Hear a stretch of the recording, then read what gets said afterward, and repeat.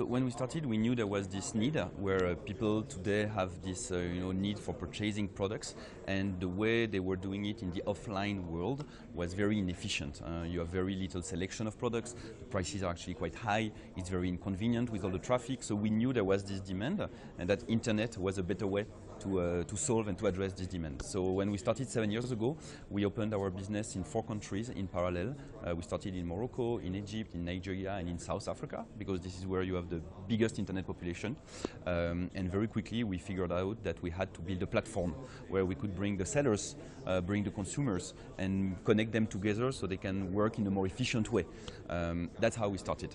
Yeah, and I'm sure starting you must have faced some unexpected challenges. You know, how did you manage to overcome these challenges? What are some of these challenges? And what can the e-commerce platforms coming up here in Africa do differently in order to also build a sustainable business? So the first thing that people were telling us when we started is that they didn't have trust in e-commerce and internet websites.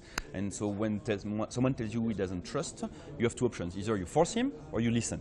And so what we did is that we figured out that the way to build the trust was to offer at the time something that we called cash on delivery, which is very unique to Africa.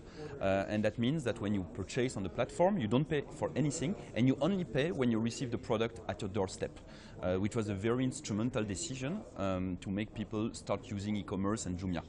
Once they get used to e-commerce and when they get used to purchasing online, then they can start to pay online first. And in Nigeria, for example, and Egypt, which are our largest markets, we have more than half of the business now that is being prepaid with our platform called Jumia Pay, which is an electronic payment platform across Africa.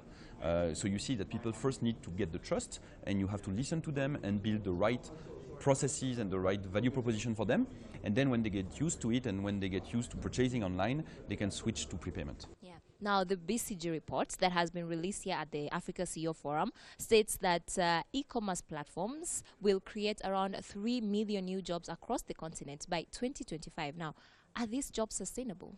I think it's a very good question, and there are different types of jobs. If we take Jumia, for example, we have thousands of employees. What kind of job this is? This is people who graduate, young people from universities in Kigali, in Nairobi, in Cairo, and they have a lot of digital skills. So they come to Jumia so that they can practice their skills and put them in action. So that's a very important opportunity for young graduates in Africa. Then we have all the jobs that we create around our business.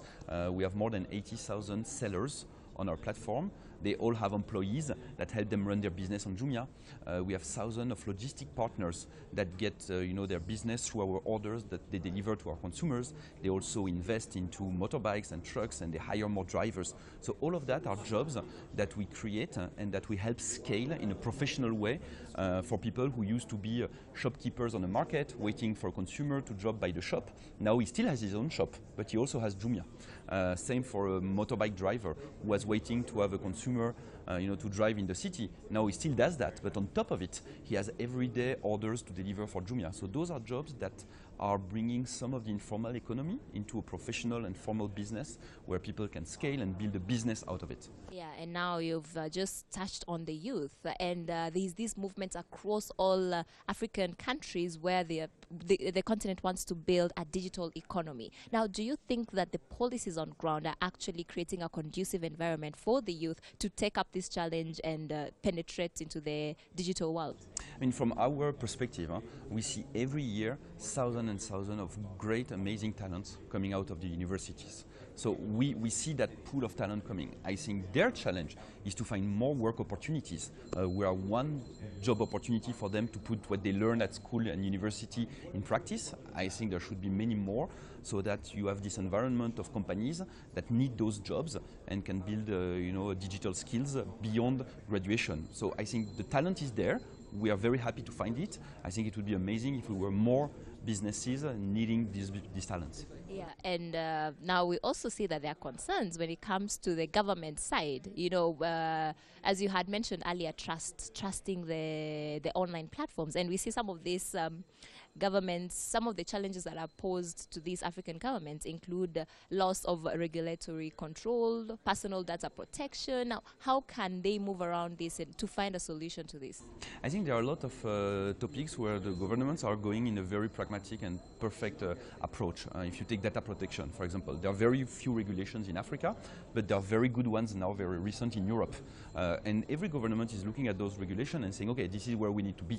And so we as Jumia, for example, we know this is what's going to happen in the coming years, and so we are already organizing ourselves and getting ready to put all those regulations in place before government comes up with their own regulation. That will always be some sort of regulation proxy to what is happening in Europe, where this new regulation on data protection is very strong and good for the consumers.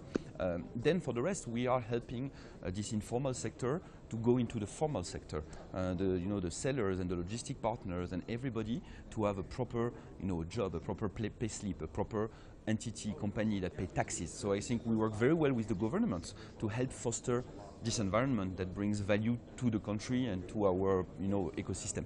Yeah, and we see Jumia is one of the leading online platforms here on the continent. Yeah. But now we're seeing other international commerce platforms penetrating, coming into the African continent. An example, Alibaba launched the electronic world trade platform. Now, will the coming of those international e-commerce pose stiff competition to Jumia? Will this affect Jumia in any way? I think what we have built since inception is a very local business. In every country, we have a team, we have a company, we have a warehouse, and we engage with our sellers in every country in a very relevant way for those sellers.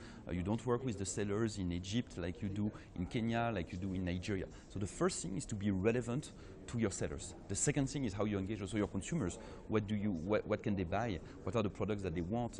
And this is really very specific, very local taste. And then how people want to shop. If you are in a country like Ivory Coast, people love to go in pickup stations.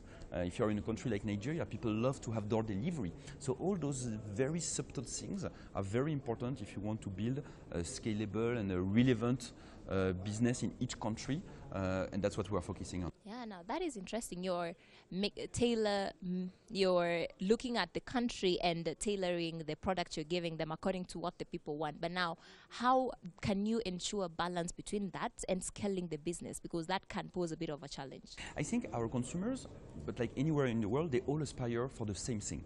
And everybody aspires for the same thing. We want a lot of choice. Nobody wants to enter a shop where you have only one or two products. That's true everywhere in the world, in every of our country.